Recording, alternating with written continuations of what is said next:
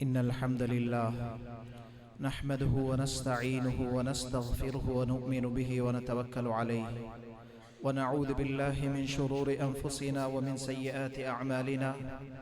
من يهده الله فلا مضل له ومن يضلل فلا هادي له. أشهد أن لا إله إلا الله وحده لا شريك له وأشهد أن محمدا عبده ورسوله. وصلى الله وسلم وبارك على سيدنا وحبيبنا وشفيعنا وقرة أعيننا محمد النبي الأمي وعلى آله وصحبه أجمعين. أما بعد، فقد قال الله تبارك وتعالى في القرآن الكريم: ألم نجعل له عينين ولسانا وشفتين وهديناه النجدين. صدق الله العظيم.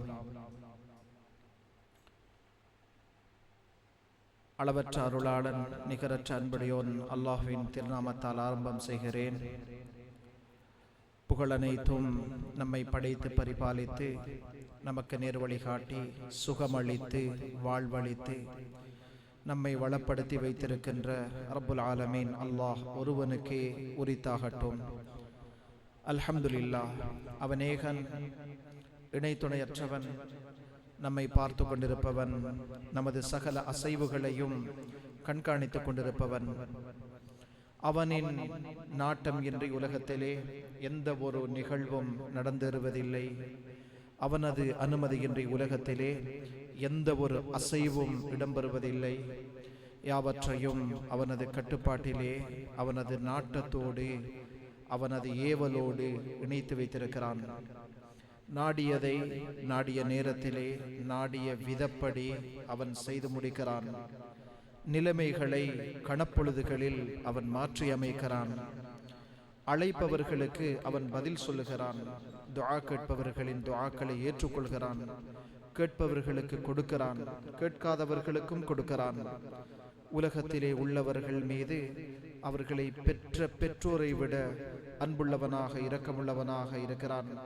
தௌபா செய்பவர்களின் தௌபாக்களை ஏற்றுக்கொள்கிறான். மனிதர்கள் மீது இரக்கம் காட்டுகிறான்.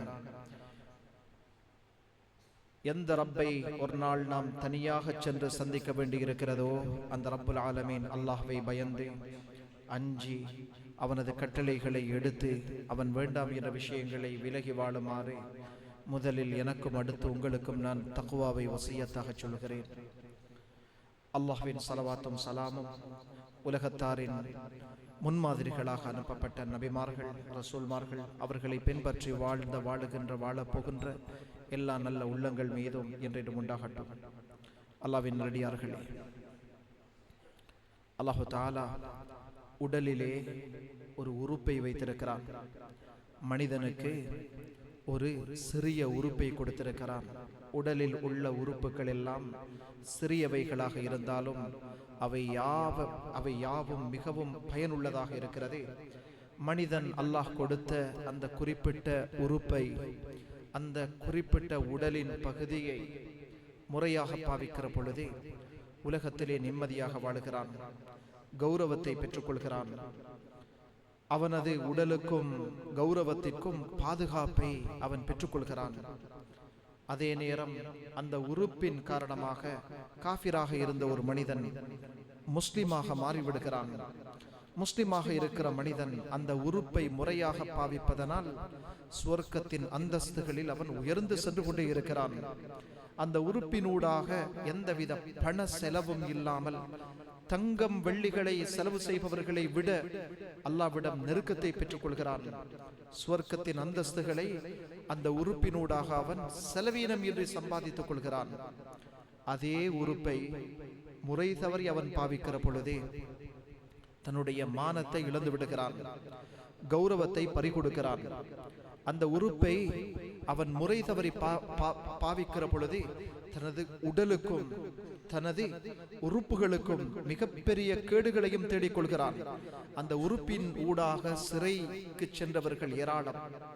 அந்த உறுப்பை முறை தவறி பாவித்ததனால் குடும்பங்கள் பிரிந்த சம்பவங்கள் ஏராளம். அந்த உறுப்பை முறை தவறி பாவித்ததனால் தந்தைக்கும் மகனுக்கும், தாய்க்கும் மகளுக்கும், உறவுகளுக்கும் இடையிலே ஏற்பட்ட பிளவுகள் ஏராளம். அந்த உறுப்பு எத்தனை மனிதர்களின் உயிரை கூட காவு கொண்டிருக்கிறது. எத்தனையோ மனிதர்கள் உயிரை இழந்ததும் அந்த உறுப்பை தவறாக பாவித்தது ஒரு முக்கிய காரணம். ஸல்லல்லாஹு அலைஹி வஸல்லம் அவர்கள் நூற்றுக்கணக்கான ஹதீஸ்கள் வாயிலாக அந்த உறுப்பை எச்சரித்திருக்கிறார்கள். நாவு என்ற மனிதனது இந்த நாக்கு. அன்பான சகோதரர்களே, அல்லாஹு தஆலா குர்ஆனிலே சூரத்துல் பலத் கண்ணை பற்றி அலம் நஜஅல் லஹு ஐனைன், மனிதனுக்கு 2 கண்களை நாம் கொடுத்தோம் அல்லவா, உபகாரமாக சொல்கிறான். வலிசானன், அவனுக்கு நாவையும் கொடுத்தோம், நிறுத்தவில்லை. வஷஃபதைன், அந்த நாக்குகளை கட்டுப்படுத்துகிற உதடையும் நாம் அவனுக்கு கொடுத்திருக்கிறோம். அந்த நாக்கை கட்டுப்படுத்துகிற உதடுகளையும் அவனுக்கு கொடுத்திருக்கிறோம். வஹதைனாஹு நஜ்தைன், 2 பாதைகளை நாம் அவனுக்கு காட்டி கொடுத்திருக்கிறோம். சரியான பாதை, சுவனத்தின் பாதை, அல்லாஹ்வை அடைகிற பாதை. 2வது தவறான பாதை, போகக்கூடாத பாதை, உலகத்தையும் மறுமையையும் நாசமாக்கி விடுகிற பாதை. இந்த பாதையை விட்டுவிடு மனிதனே, நல்ல பாதையை தேடிக்கொள். அன்பான அல்லாஹ்வின் நல்லடியார்களே, இஸ்லாமிய சகோதரர்களே, கண்மணி ஸல்லல்லாஹு அலைஹி வஸல்லம் அவர்களிடம் ஒரு மனிதர் வருகிறார். சுஃபியான் இப்னு அப்துல்லாஹ் ரலியல்லாஹு அன்ஹு, யா ரசூலல்லாஹ், எனக்கு உபதேசம் செய்யுங்கள், வாழ்க்கையில் நான் அதை கேட்டு நான் ஈடேற்றம் பெற வேண்டும். ஸல்லல்லாஹு அலைஹி வஸல்லம் அவர்கள் அவரை பார்த்து சொன்னார்கள், குல் லா இலாஹ இல்லல்லாஹ் சும்ம இஸ்தகீம். லா இலாஹ இல்லல்லாஹ் என்ற கலிமாவை உறுதியாக சொல்லிக் கொள்ளுங்கள், அந்த கலிமாவிலே நிரந்தரமாக இருந்து கொள்ளுங்கள், இஸ்லாத்திலே நிரந்தரமாக இருந்து கொள்ளுங்கள். யா ரசூலல்லாஹ், இன்னும் எதையாவது ஒன்று கூட்டி சொல்லுங்களேன். இந்த நாக்கை காட்டி சொன்னார்கள், அம்லிக் அலைக ஹாதா, இந்த உறுப்பை கட்டுப்பாட்டுக்குள் வைத்துக்கொள், உன்னுடைய கண்ட்ரோலுக்குள் இந்த உறுப்பை வைத்துக் கொள்ளுங்கள் என்று சொன்னார்கள். அன்பான சகோதரர்களே, மனிதனுக்கு அது மட்டும் போதும். தன்னுடைய நாக்கை தன்னுடைய கட்டுப்பாட்டுக்குள் ஒரு மனிதன் கொண்டு வந்து விட்டால் போதுமானது. ஸல்லல்லாஹு அலைஹி வஸல்லம் அவர்கள் சொன்னார்கள், ஒவ்வொரு நாள் காலையிலும் மனிதனின் எல்லா உறுப்புகளும் இந்த நாக்கை பார்த்து சில விஷயங்களை பேசுகின்றன. எல்லா உறுப்புகளும் நாக்கை பார்த்து சொல்லுகின்றன, நாக்கே, நாவே, நாம் எல்லோரும் உன்னோடு சம்பந்தப்பட்டிருக்கிறோம். நீ முறையாக இருந்தால் நாமும் முறையாக பாதுகாப்பாக இருந்து கொள்வோம்.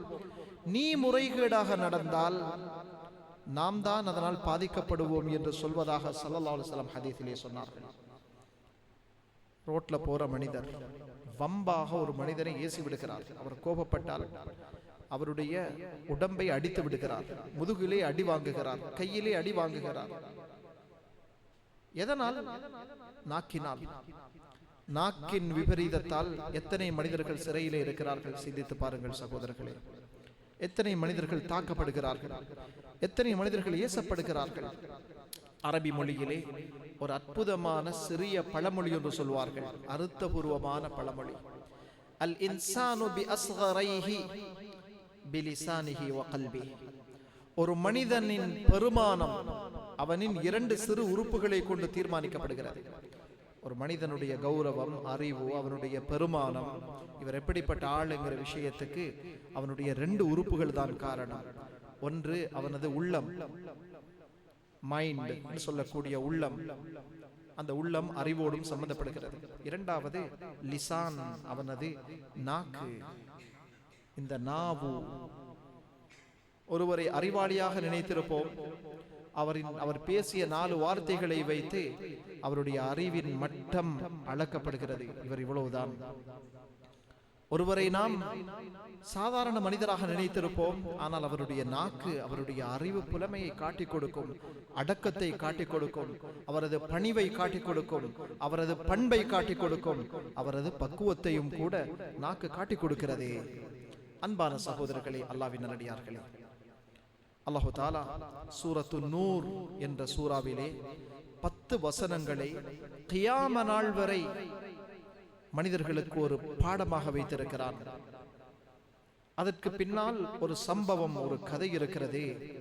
ஸல்லல்லாஹு அலைஹி வஸல்லம் அவர்கள் ஒரு பயணம் சென்றிருந்தார்கள். இந்த சம்பவம் புகாரி முஸ்லிமில் பதிவாகி இருக்கிறது. பனு முஸ்தலக் கோத்திரத்தாரோடு ஒரு போர் நடைபெறுகிறது. பனு முஸ்தலக் ஸல்லல்லாஹு அலைஹி வஸல்லம் அவர்களையும் சஹாபாக்களையும் எதிர்த்து போராடுவதற்காக தயாரானார்கள். ஸல்லல்லாஹு அலைஹி வஸல்லம் அவர்கள் இவர்கள் தங்களோடு யுத்தம் செய்ய வருகிறார்கள் என்பதை அறிந்தவுடன் தாங்களும் தயாராகி கொண்டார்கள். அல்லாஹ்வுடைய ஏற்பாடு, நடைபெற்ற யுத்தத்திலே அல்லாஹ் தஆலா முஸ்லிம்களுக்கு ஒரு வெற்றியை கொடுக்கிறான்.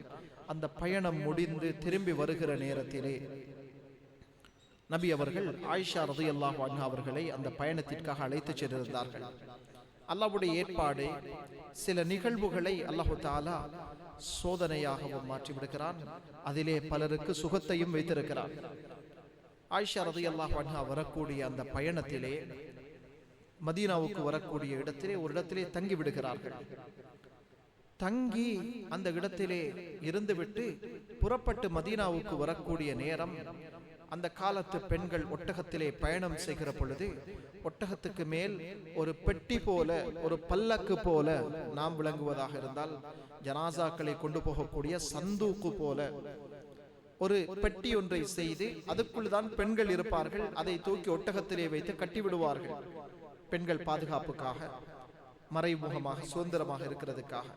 அப்படியான அந்த பல்லக்குகள் மீது தான் ஒட்டகத்தின் மீது பயணம் செய்வார்கள். ஆயிஷா ரலியல்லாஹு அன்ஹா அவர்கள் ஒரு பல்லக்கின் மீது ஒட்டகத்தில் இருந்தார்கள். இளைப்பாறுவதற்காக இறங்கின நேரம் ஆயிஷா ரலியல்லாஹு அன்ஹா தன்னுடைய வெளிவாசல் தேவைக்காக போய் தன்னுடைய தேவைகளை முடித்துவிட்டு அந்த பல்லக்குகள் வந்து ஏறிக்கொண்டார்கள். பிறகு பார்த்தார்கள், தன்னுடைய கழுத்திலே இருந்த ஒரு மாலை, அதை காணவில்லை. உடனடியாக அது அருந்து விழுந்திருக்கலாம் என்று அதை தேடுவதற்காக அந்த பல்லக்கில் இருந்து மீண்டும் வெளியேறி சென்றதை அங்கு இருந்தவர்கள் காணவில்லை. வெளியேறி சென்று அவர் அந்த மாலையை தேடி அதை எடுத்துக்கொண்டு மீண்டும் திரும்பி வருகிற நேரம் தான் இருந்த ஒட்டகம், அந்த ஒட்டகத்திலே சூழ இருந்த மனிதர்கள், நபி அவர்கள் எல்லோரும் அந்த இடத்தை விட்டு சென்றிருந்தார்கள். ஆயிஷா ரலியல்லாஹு அன்ஹா வந்து பார்த்தார்கள், தான் இருந்த ஒட்டகம், தன்னோடு இருந்தவர்கள் எல்லாரும் பயணம் புறப்பட்டுட்டார். பாலைவனங்கள், கொஞ்சம் தூரம் போனாலும் ஓடி சென்று அவர்களை பிடிக்க முடியாது. அந்த பெண் புத்தி சாதுரியமான ஒரு பெண், சின்ன வயதாக இருந்தாலும் அவ யோசித்தா, நபி அவர்கள் என்னோடு பேசுவார்கள், திரும்பி பார்ப்பார்கள், தட்டி பார்ப்பார்கள், சத்தம் இல்லாவிட்டால் உடனடியாக திரும்பி வருவார்கள் என்ற எண்ணத்தோடு அங்குமிங்கும் நான் சென்று விட்டால் என்னை நான் தொலைந்து விடுவேன். அதே இடத்திலே இருந்து ஒரு மரத்தடியிலே அப்படியே தூங்கி விட்டார்கள். இருந்தார்கள், டயர்ட், அப்படியே தூக்கம் போய்விட்டது. ஸல்லல்லாஹு அலைஹி வஸல்லம் அவர்களுக்கு ஒரு பழக்கம் இருந்தது. யாராவது ஒரு நபித்தோழரை எல்லோரும் புறப்பட்ட பிறகு விடுபட்டிருக்கிற சாமான்கள், விழுந்திருக்கிற பொருட்கள், இவைகளை எடுத்து வருவதற்காக ஒரு ஆளை நிறுத்தி வைப்பார்கள். அந்த நாள் சஃப்வான் என்ற ஒரு நபித்தோழரை நிறுத்தி வைத்திருந்தார்கள். சஃப்வான் படைகள் புறப்பட்ட பிறகு இங்கும் அங்குமாக தேடி பொருட்கள் விடுபட்டிருக்கிறதா, விழுந்திருக்கிறதா, தொலைந்திருக்கிறதா என்று பார்த்துவிட்டு வருகிறார். சஃப்வானே சொல்லுகிறார், புகாரியுடைய ரிவாயத்துல, நான் வந்து பார்த்தேன், ஒரு கருப்பு உருவத்தோடு கருப்பு உடுப்போடு யாரோ இருக்கிறதை நான் கண்டேன். கிட்ட வந்து பார்த்தேன், முகம் விளங்கியது. ஹிஜாப், முகம் மூடக்கூடிய ஆயத்துக்கள் இறங்குவதற்கு முன்னர் நான் ஆயிஷாவை கண்டிருக்கிறேன். எனக்கு தெரியும் இது அபூபக்கருடைய மகள் ஆயிஷா, நபி அவர்களுடைய மனைவி என்பது. அந்த முகம் தெரிந்தவுடன் இன்னா லில்லாஹி வ இன்னா இலைஹி ராஜிஊன் என்ற ஒரு வார்த்தையை நான் சொன்னேன் அதிர்ச்சியில. இந்த வார்த்தையை கேட்டதோடு கண்ணசைந்திருந்த ஆயிஷா கண்ணை முழித்துக் கொண்டார். முழித்தவுடன் ஆயிஷா ரலியல்லாஹு அன்ஹா சொல்கிறார்கள், சஃப்வானை கண்டவுடன் ஃபஹம்மர்து வஜ்ஹி பிஜில்பாபி, என்னுடைய ஆடையால் என்னுடைய முகத்தை மூடிக்கொண்டேன். நான் சஃப்வானோடு ஒரு வார்த்தை பேசவும் இல்லை, சஃப்வான் என்னோடு ஒரு வார்த்தை பேசவும் இல்லை. நடந்த நிகழ்வு விளங்கிவிட்டது. உடனடியாக தன்னுடைய ஒட்டகத்தை அவர் பணித்தார். நான் அதிலே ஏறினேன். மிக வேகமாக இழுத்துக்கொண்டு சஃப்வான், நபி அவர்கள் போன அந்த படையை நோக்கி வேகமாக வந்தார். வந்த சஃப்வான் இழுத்து கொண்டு வந்து அந்த இடத்திலே நாம் நபி அவர்களை சந்தித்தோம், இறங்கிறோம். நான் என்னுடைய வாகனத்திலே ஏறிக்கொண்டேன்.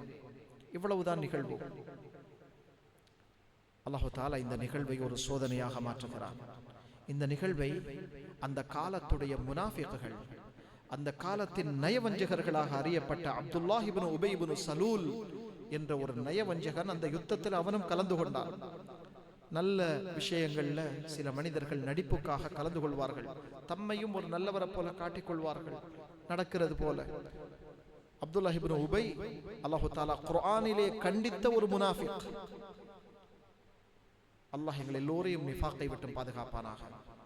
ஒவ்வொரு வெள்ளிக்கிழமையும் அப்துல்லாஹ் இப்னு உபை இப்னு சலூல் என்று சொல்லக்கூடிய அந்த நயவஞ்சகன், அந்த முனாஃபிக், முஸ்லிம் அல்ல, ஆனா முஸ்லிமை போல நடிக்கிற மனிதர், அவர் ஏன் முனாஃபிக்காக மாறினான் என்பதற்குரிய ஒரு விஷயத்தை உலமாக்கள் சொல்லியிருக்கிறார்கள். மதீனாவிலே நபி அவர்கள் ஹிஜ்ரத் வருவதற்கு முன்னர் மதீனாவுடைய தலைமை பொறுப்பு அவருக்கு கிடைக்க இருந்தது. அவரை மதீனாவுடைய தலைவராக ஆக்குவதற்கு மதீனாவாசிகள் தீர்மானித்திருந்தார்கள், இஸ்லாம் என்பது தெரியாத காலத்திலே. நபி அவர்கள் ஹிஜ்ரத் வந்து இஸ்லாம் தெரிந்தவுடன், நபி அவர்களுக்கு அந்த பொறுப்பு போனவுடன் இந்த மனிதனுக்கு ஒரு கோபம், எனக்கு கிடைக்க வேண்டிய பதவி கிடைக்கவில்லை இல்லையா, அதனால நான் இவரை விடக்கூடாது. வெளிரங்கத்தில் கௌரவத்துக்காக இஸ்லாத்தை ஏற்றுக்கொண்டார், உள்ரங்கத்தில் ஒரு முனாஃபிக்காக இருந்தார். இந்த சம்பவம், இந்த நிகழ்வை பார்த்து கொண்டிருந்த அப்துல்லாஹ் இப்னு உபை இதை ஒரு சம்பவம், ஒரு சாதகமான சூழலாக, சந்தர்ப்பமாக பாவித்து ஒரு கதையை பரப்பிவிட்டார். சஃப்வான் இப்னு உமையாவோடு ஆயிஷா ரலியல்லாஹு அன்ஹா தவறாக நடந்து கொண்டார்கள் என்ற செய்தியை கண்ணால காணவும் இல்லை, காதால கேட்கவும் இல்லை. ஒரு யூகமான கற்பனையாக அவன் புனைந்து கொண்டான். தன்னோடு இருந்த முனாஃபிக்களுக்கு இதை ஒரு செய்தியாக மாற்றி மதீனாவுக்கு போய் சேர்ந்தவுடன் தீய போல செய்தி பரவுகிறது. ஆயிஷா ரலியல்லாஹு அன்ஹா நபி அவங்களுடைய மனைவி, பரிசுத்தமான பெண், ஆனால் மதீனா முழுக்க இவன் கதையை பரப்பி விடுகிறான். கண்ணியமானவர்களே, அல்லாஹு தஆலா நாடி இருந்தால் மதீனாவுக்கு செல்வதற்கு முன்னர் குர்ஆனுடைய ஆயத்தை இறக்கி இருக்கலாம். சில ஆயத்துக்கள், சம்பவங்கள் நடக்கிறதுக்கு முன்னால் இறங்கிரும். அப்படி குர்ஆன்ல பல ஆயத்துக்கள் இருக்குது, சம்பவங்கள் நடக்கிறதுக்கு முன்னால் இறங்கிய ஆயத்துக்கள். காபாவுடைய திசை, பைத்துல் மக்திஸ்ல இருந்து காபாவை முன்னோக்கி தொழுங்க, இப்படி நீங்கள் தொழுவதாக இருந்தால் யூதர்கள் உங்களை குறை சொல்லுவார்கள் என்று அல்லாஹு தஆலா ஆயத்தை இறக்கிறான் சம்பவம் நடக்கிறதுக்கு முன்னால. ஆனால் அல்லாஹு தஆலா இந்த கட்டத்திலே எந்த விதமான ஆயத்துக்களையும் இறக்கவில்லை. ஒரு மாத காலம் மதீனா முழுக்க செய்தி, மதீனா முழுக்க மக்களுடைய, முனாஃபிக்களுடைய வாய்களில் இந்த செய்தியை அவர்கள் தீய போல பரப்பிக் கொண்டிருந்தார்கள். நபி ஸல்லல்லாஹு அலைஹி வஸல்லம் அவர்களுக்கு தாங்க முடியாத கவலையும் சுமையும். சஹாபாக்களிடம் சென்று மஷூரா செய்தார்கள், ஆயிஷாவுடைய விஷயத்தில் நீங்க என்ன சொல்றீங்க? சஹாபாக்கள்ல பலரும், யா ரசூலல்லாஹ், பாவமறியாத பெண். நபி அவர்கள் வஃபாத்தாகிற பொழுது அந்த பெண்ணுக்கு 18 வயது. சம்பவம் நடக்கிற பொழுது ஒரு 15-16 வயது இருந்திருக்கலாம். அதை விட அந்த வயதுல உள்ள ஒரு பெண்மணி. கண்ணியமானவர்களே, அல்லாஹு தஆலா ஒரு சோதனைக்காக ஒரு மாத காலம் எந்த விதமான ஆயத்துக்களும் இறங்கவில்லை. ஸல்லல்லாஹு அலைஹி வஸல்லம் அவர்களுடைய உள்ளமெல்லாம் கவலை. ஆனா ஆயிஷாவுக்கு இந்த செய்தி தெரியாது ரலியல்லாஹு அன்ஹா. அந்த பெண்ணுக்கு இந்த செய்தி தெரியாது. 3 சஹாபாக்கள், 2 ஆண்கள் ஒரு பெண், 3 சஹாபாக்கள் இந்த விஷயம் சம்பந்தமாக தேவையில்லாம தன்னுடைய நாவை போட்டுக்கொண்டார்கள், வாயை போட்டுக்கொண்டாங்க. அவர்களுடைய வாயிலையும் தவறு நடந்திருக்கலாமே அல்லது நடந்திருக்குதாம் என்ற மாதிரி பேசிக் கொண்டுட்டார்கள். ஒன்று ஹஸ்ஸான் இப்னு சாபித், மிகப்பெரிய ஒரு கவிஞர், இஸ்லாத்துக்காக நிறைய கவிதைகளை பாடிய ஒரு சிறந்த சஹாபி. இரண்டாவது மிஸ்தாஹ், அபூபக்கர் ரலியல்லாஹு அன்ஹு, ஆயிஷா ரலியல்லாஹு அன்ஹுடைய வாப்பா அபூபக்கருடைய சொந்தக்காரர், அபூபக்கருடைய செலவுக்கு கீழே இருந்தவர். மூன்றாவது ஹம்னா பின்த் ஜஹ்ஷ், நபி அவர்களுடைய மனைவியின் சகோதரி. ஒரு பெண்ணும் 2 ஆண்களும் பேசிட்டாங்க இது சம்பந்தமா தேவையில்லாம. ஆயிஷா ரலியல்லாஹு அன்ஹா ஒரு நாள் இருக்கிற நேரம் அந்த பெண்ணுடைய வீட்டுக்கு மிஸ்தாஹுடைய உம்மா வந்தா. அந்த பெண் ஆயிஷாவை பார்த்து ஒரு கட்டத்துல சொல்லிட்டா, ஆயிஷா, உங்களுக்கு என்ன செய்தி மக்கள் பேசுறாங்க தெரியாதா? தெரியாதே. என்ன ஊரெல்லாம் பேச்சு தெரியாதே. அப்பதான் அந்த பெண் சொன்னா, இல்ல, நீங்க தவறாக நடந்ததாக ஊரெல்லாம் பேசுறாங்களே. என்ன தவறு? அப்படி ஒரு சம்பவம் நடந்தது உங்களுக்கு, நீங்க தனியாக வந்தீங்களே, அதை மக்கள் பிழையான ஒரு பேச்சாக மாற்றி விட்டார்கள். ஆயிஷா ரலியல்லாஹு அன்ஹா அப்படியே நோய்வாய்ப்பட்டு விட்டார்கள் இந்த செய்தி கேள்விப்பட்டதுடன். நபி அவர்கள்ட்ட போய் அழுதார்கள், யா ரசூலல்லாஹ், மக்கள் இப்படி பேசுகிறார்களா? உடனடியாக நான் என்னுடைய உம்மா வாப்பா வீட்டுக்கு போக வேணும், அனுமதி கொடுத்தார்கள் ஸல்லல்லாஹு அலைஹி வஸல்லம். ஆயிஷா ரலியல்லாஹு அன்ஹா சொல்றாங்க, என்னுடைய தாய் அபூபக்கர் உம்மு ரூமான் என்னோட உம்மா வாப்பாட வீட்டுக்கு போய் நான் இரவு முழுக்க அழுதேன். ஃபதனன்து அன்னல் புகாஅ ஃபாலிகுன் கபிதி, என்னுடைய ஈரல் வெடித்து விடும் என்று நான் உறுதி கொண்டேன். நான் அழுது ஈரல் வெடிக்க போகுது, அவ்வளவு கவலை எனக்கு. அந்த நேரத்தில் அல்லாஹு தஆலா ஒரு மாதத்துக்கு பிறகு சூரா நூருடைய 10 வசனங்களை இறக்குகிறான்.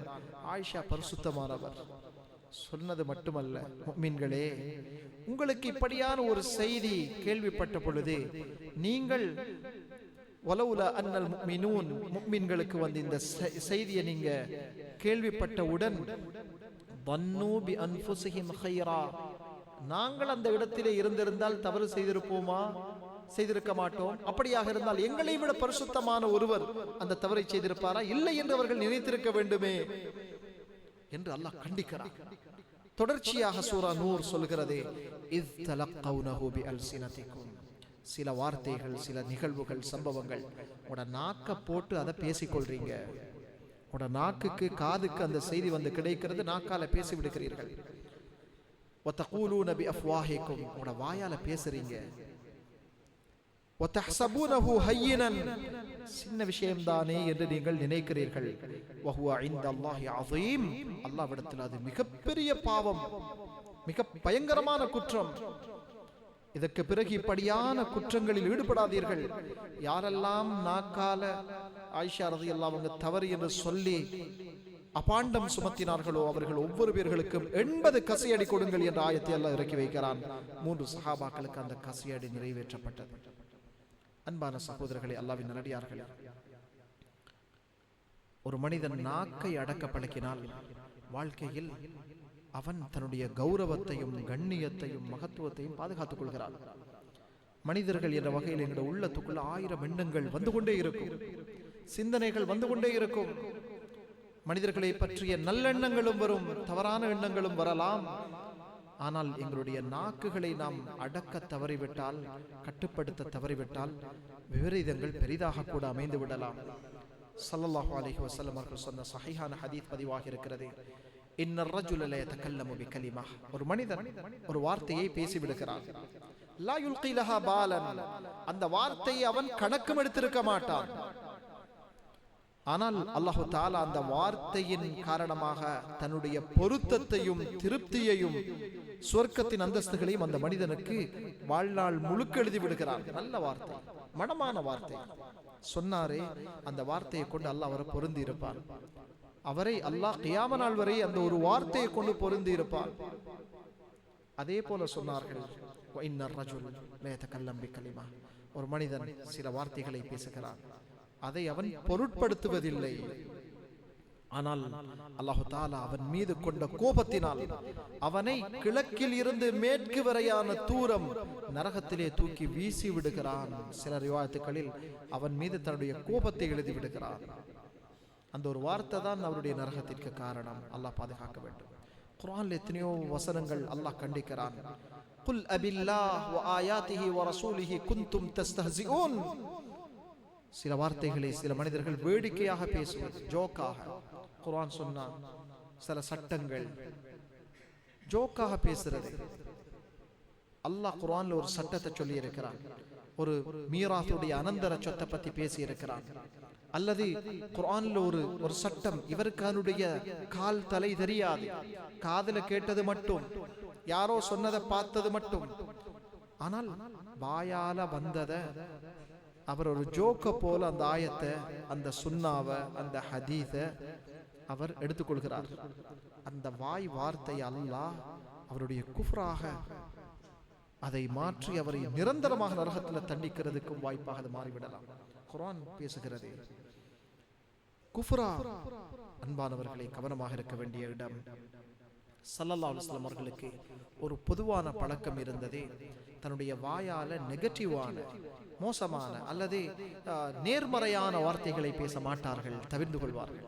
அந்த வார்த்தைகள் காதுல கேட்பதை கூட நபி அவர்கள் வெறுப்பார்கள். வாயால பேசுற நேரம் அழகான வார்த்தைகள், பிள்ளைகளுக்கோ, குடும்பத்துக்கோ, மனைவிக்கோ, மிருகத்திற்கோ நல்ல வார்த்தைகள். ஒரு பயணம் சென்று கொண்டிருக்கிறார்கள். ஒரு பெண்மணி ஒரு ஒட்டகத்துல போய்கொண்டிருக்கிறார். அந்த பயணத்துல அது கொஞ்சம் சோர்வான ஒட்டகம். அந்த பெண் அந்த ஒட்டகத்தை அடிச்சு கொண்டு போற, அந்த ஒட்டகம் போகுதில்லை, கொஞ்சம் ஸ்லோவாக போகுது. அந்த பெண்ணுக்கு வந்த கோபத்தினால் அந்த ஒட்டகத்தை சபித்து விடுகிறாள். அல்லாஹ் உன்னை சாபமிடுவானாக என்று சொல்லிவிடுகிறார் அந்த ஒட்டகத்தை பார்த்து. ஸல்லல்லாஹு அலைஹி வஸல்லம் அவர்கள் திரும்பி அவங்களுடைய காதல் அந்த வார்த்தையை கேட்டது. திரும்பி பார்த்தாங்க. சொன்னார்கள், எந்த ஒட்டகம் அல்லாஹ்வுடைய சாபத்துக்குள்ளானதோ, சபிக்கப்பட்டதோ, அந்த ஒட்டகம் எங்களோடு பயணிக்க முடியாது, அந்த ஒட்டகம் எங்களோட வரையலாது. உடனே அந்த ஒட்டகம் அப்படியே கைவிடப்பட்டுச்சு. மட்டுமல்ல, அந்த ஒட்டகத்தை சஹாபாக்கள் சொல்றாங்க, அது இங்கும் அங்கும் தடமாறிக்கொண்டு திரிவதை நாங்கள் கண்ணால பார்த்தோம். கண்ணியமானவர்களே, வார்த்தைகள். ஒரு தடவை ஸல்லல்லாஹு அலைஹி வஸல்லம் அவர்கள் ஒரு நோயாளியை நோய் விசாரிக்க செல்கிறார்கள். வயது போன ஒரு வயோதிபர் கடுமையான காய்ச்சலால் நடுங்கிக் கொண்டிருக்கிறார். அந்த மனிதனை நோய் சுகம் விசாரிக்க சென்ற ஸல்லல்லாஹு அலைஹி வஸல்லம் அவர்கள் அந்த மனிதனுக்கு ஒரு துஆ செய்தார்கள். லா பஅஸ தஹூர் இன்ஷா அல்லாஹ், பரவாயில்லை, நீங்கள் சுகம் பெறுவீர்கள் அல்லாஹ் நாடினால். அவர் ஆம் என்ற ஒரு வார்த்தையை சொல்லி இருந்தால் அல்லாஹ் அவருக்கு சுகம் அளித்திருப்பார். நபி அவங்களுடைய துஆ இல்லையா? அவர் என்ன தெரியுமா சொன்னார்? சலாக்களுடைய நாவு வித்தியாசமாக, எதையுமே பிழையாக, ஷர்ராக, நெகட்டிவாக பேசுற நாவு. அந்த மனிதர் என்ன தெரியுமா சொன்னார்? லபஸ தஹூர் என்ற வார்த்தைக்கு அதே ரைமிங் வேர்ட்ஸ்ல, அதே எதுகை மோனையோடு அவர் வேற வார்த்தையோட சொன்னார். லபஸ தஹூர், பரவாயில்லை, சுகம் கிடைக்கும் என்று சொல்றீங்களா? இல்ல, பல்ஹிய ஹும்மா தஃபூர், இது கொதிச்சு கொண்டிருக்கிற காய்ச்சல். ஒரு வயோதிபரை கபரின் பக்கம் யதுஉ இலல் குபூர், தஹூர் குதூர் குபூர் என்று அவர் அந்த வார்த்தைகளை, ஒரு வயோதிபரை கபருக்கு அடைக்கிற காய்ச்சல் காயுது, நீங்க சுகம் என்று சொல்றீங்களே என்று நபி அவங்களை பார்த்து சொல்ல, நபி அவர்கள் சொன்னார்கள், நஅம் இதன், அப்படியாக இருந்தால் அப்படி ஆகட்டும் என்றார்கள். காய்ச்சலோடு அந்த மனிதர் இறந்தே போய்விட்டார், கபருக்கே போய்விட்டார். யாக்கூப் அலைஹிஸ்ஸலாம் அவர்களிடத்துல மகன்மார் போய், யூசுஃபை தாங்களின் வாப்பா பாதுகாப்பாக நாங்கள் கூட்டிட்டு போய் கொண்டு வந்து சேர்க்கிறோம் என்ற பொழுது, அந்த வாப்பா தன்னுடைய மகனை பார்த்து, மகன் மீதுள்ள அன்பால மற்ற மகன்மார்களை பார்த்து சொன்னாங்க, இந்த யூசுப் சின்ன மகன் தான் என்னுடைய, அதனால மக்களே, நீங்க இவரை கொண்டு போற நேரம் ஓநாய் அவரை பிடித்து விடும் என்று நான் பயப்படுகிறேன் என்றார். இந்த ஒரு வார்த்தை அதை ஒரு சோதனையாக அவருக்கு மாறிவிடுகிறது. மகன்மார் கொண்டு போய் கிணத்துல யூசுஃபை பொறாமையால அவரை கிணத்துல தள்ளிட்டு வாப்பாட்ட வந்து சொன்னதும் அந்த வாப்பா இவரை ஓநாய் பிடித்து விட்டது. உலமாக்கள் ஒரு பாடமாக சொல்லி இருக்கிறார்கள், வார்த்தைகள் நன்றாக இருக்க வேண்டும், தவறிவிட்டால் ஆபத்தானது. ஒரு மணமகன் தனியாக இருக்கிற ஒருவர் 4 பேர்களுக்கு முன்னால ஒரு பெண்ணுடைய மனைவிட வாப்பட கையை பிடித்து, கபில்து நிகாஹஹா, இந்த பெண்ணுடைய திருமணத்தை நான் ஏற்றுக்கொண்டேன் என்றால், ஹராமாக இருந்த ஒரு பெண் இவருக்கு ஹலால் மனைவியாக மாறிவிடுகிறார். வார்த்தை இதே போலதான். ஒரு மணமகன் குடும்பத்தோட வாழ்றவர் 20 வருஷம் மனைவியோட இருந்தார், 30 வருஷம் வாழ்ந்தார், அல்லது நேற்று தான் திருமணம் முடிச்சார். அவங்களுக்குள்ள ஏற்பட்ட ஒரு கோபம், ஒரு சட்டிங்ல அவங்களுக்குள்ள உண்டான ஒரு பிரச்சனையில இவர் கோபப்பட்டு தலாக் தலாக் தலாக் என்றார் 3 வார்த்தை.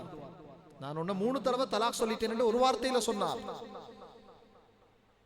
வாழ்க்கையில் அவர் 20 லட்சம் மகர் கொடுத்திருக்கட்டும், மனைவியோட 20 வருஷம் வாழ்ந்திருக்கட்டும், உயிருக்குயிராக நேசித்திருக்கட்டும், வார்த்தைகள் அந்த பெண்ணை ஒட்டுமொத்தமாக அவரை விட்டு பிரித்துவிடும். ஒன்றும் செய்ய முடியாது. 4 மதுஹபுகளும் சொல்லுகின்றன, ஒரு மனிதர் மனைவியை பார்த்து நான் உன்னை முத்தலாக் சொல்லிட்டேன் என்று சொன்னால், 3 தடவை உன்னை தலாக் சொல்லிவிட்டேன் என்று சொன்னால், அவர் நிரந்தரமாக பிரிந்து விடுவார். அதுக்கு பிறகு அந்த பெண் இன்னொரு ஆளை திருமணம் செய்து அவரோடு வாழ்ந்து அவர் மௌத்தானார், அல்லது அவராக விரும்பி அவர் பிரிந்தால் தான் முதல் கணவரோடு இணைய முடியும். அன்பானவர்களே, தெரியாமை, அதற்கு மார்க்கத்தில் சலுகை கிடைப்பதில்லை பெரும்பாலும். அதுக்கு பிறகு கவலைப்பட்டு அங்கலாய்த்து, அல்லாஹ் ஒரு தலாக்கை வைத்திருக்கிறான், கவலைப்படுறீங்க, ஒரு தடவை தலாக் சொல்லி பிரிங்க, பிறகு நீங்க 10 வருஷத்துக்கு பிறகு சரி சேர நாடினால் 2 தலாக் விகிதம் இருக்குது, ஒரு தலாக் கூட பிரிந்தால் அந்த பெண் வேறு திருமணம் செய்து கொள்ளலாம். ஆனால் செய்யாமல் இவர்களுக்குள்ள ஒரு அண்டர்ஸ்டாண்டிங், ஒரு புரிந்துணர்வு ஏற்படுகிறது, மீண்டும் இணைந்து கொள்ள வழி இருக்கு. 2 தலாக் சொன்னார், பரவாயில்லை, சந்தர்ப்பம் இருக்குது. 3 தலாக்குகளையும் சொல்லிவிட்டால் வார்த்தைகள் தான், ஆனால் அது வாழ்க்கையை அமைப்பது போல அது வாழ்க்கையை உடைத்தும் விடும். இஸ்லாம் வார்த்தைகளை கவனமாக பாவிக்க சொல்லி இருக்கிறது. ஒரு தடவை ஆயிஷா ரலியல்லாஹு அன்ஹா சாப்பாடு வைக்கப்பட்டிருந்தது. சொன்னார்கள், அந்த சாப்பாட்டை கொண்டு வாங்க, நல்ஹூ பிஹா, அதை கொஞ்சம் என்ஜாய் பண்ணி சாப்பிடுவோம். நல்ஹூ என்றால் அரபியில கொஞ்சம் என்ஜாய் பண்ணி இன்பமாக சாப்பிடுவோம் என்ற ஒரு வார்த்தையை சொன்னார்கள். பாவம் இல்லை இந்த வார்த்தை. சொல்லிவிட்டு உடனடியாக யோசித்தார்கள், அல்லாஹ்வுடைய நிஅமத்தை நான் இப்படியான ஒரு வித்தியாசமாக சொல்லிவிட்டேனே, ஒரு விளையாட்டாக சொல்ற ஒரு வார்த்தை போல சொல்லிவிட்டேனே, அல்லாஹ்வுடைய சாப்பாடு அல்லவா இது? சொல்லிவிட்டு உடனடியாக அந்த சாப்பாட்டு மறவையை அப்படியாக சதகா செய்ய சொன்னார்கள். அதே போல இன்னும் பல சாப்பாடுகளை தான் சாப்பிடாமல் வாங்கி சதகா செய்துவிட்டு அடிமைகள் சிலரை வாங்கி உரிமை விட்டார்கள். என்னுடைய நாக்கால நான் செய்த பாவத்துக்கு யா அல்லாஹ் இதை கஃபாராவாக ஆக்குவாயாக. நாம் சில வார்த்தைகளை பேசிவிட்டு கணக்கு எடுக்கிறது இல்லை. என்ற வாய்க்கு நாம் பாடம் புகட்ட வேண்டுமாக இருந்தால் மனசு வலிக்க வலிக்க கையால் எடுத்து, யா அல்லாஹ் இது நான் பேசிய வார்த்தைக்கு சதகா, இவ்வளவு கொடுத்து நான் சதகா செய்கிறேன், இந்த சதகாவால் என்னுடைய வார்த்தைகளை நீ அதுக்குரிய கஃபாராவாக ஆக்குவாயாக அல்லாஹ்விடத்தில் கேட்க வேண்டும். அன்பான சகோதரர்களே, நாவடக்கம் என்கிறத இஸ்லாம் பேசி இருக்குது. ஒரு மனிதனுடைய உயர்வையும் தாழ்வையும் அவனுடைய நாக்கு முடிவு செய்கிறது. அல்லாஹ் தஆலா இந்த நாக்கினூடாக நாம் பிடித்த நோன்புகள், தொழுத தொழுகைகள், ஓதின குர்ஆன்கள் இவைகள் வீணாகி விடாமல் இந்த நாக்கை அல்லாஹ் தஆலா கட்டுப்படுத்தக்கூடிய தௌஃபீகை எனக்கும் உங்களுக்கும் தந்தருள்வானாக. யா அல்லாஹ் என்னுடைய பாவங்களை மன்னிப்பாயாக, நேரான பாதை எங்களுக்கு காட்டி தந்தருள்வாயாக. நபி ஸல்லல்லாஹு அலைஹி வஸல்லம் கேட்ட கைர்களை பங்கு தருவாயாக. எல்லா ஷர்களை விட்டு எங்களை பாதுகாப்பாயாக. வஸல்லல்லாஹு தஆலா அலா நபியில் உம்மி வ அலா ஆலிஹி வ ஸஹ்பிஹி அஜ்மஈன்.